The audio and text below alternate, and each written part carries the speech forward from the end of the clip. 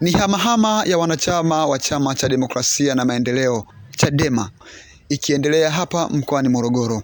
Mapema leo wanachama zaidi ya 200 wanatangaza rasmi kujiondoa ndani ya chama hicho, wakiongozwa na aliyewahi kuwa mbunge wa viti maalum jimbo la Morogoro mjini, Devota Minja. Wakizungumza na vyombo vya habari mkoani Morogoro, wanachama hao wamesema, mimi binafsi nimetafakari sana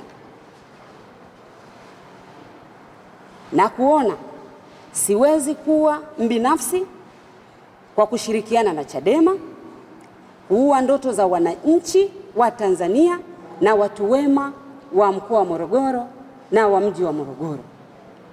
Mimi ninachokiamini, chama chochote kina malengo ya kushika dola. Kinapotoka kwenye malengo ya kushika dola, hicho sio chama tena, hicho ni chama mfu.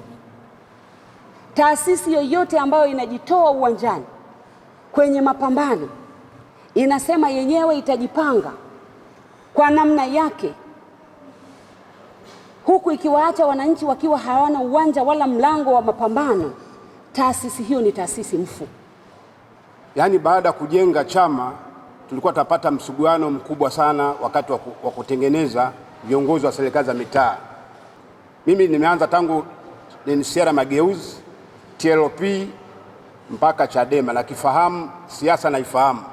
Bila kuweka upendo, bila kuweka nia njema, hatuwezi tukaenda kwenye mapambano. Sababu pia tunatakiwa kufanya mabadiliko katika jamii na sio kususia uchaguzi, na sitakuwa tayari kuhamasisha vijana kwenda mbele ya maboksi ya kula, kwenda mbele ya serikali ya Chama cha Mapinduzi, kwenda kupoteza damu zao na wazazi kubaki kuhuzunika. Nikiripoti kutoka hapa mkoani Morogoro, ni mimi Vedasto George wa Daily News Digital.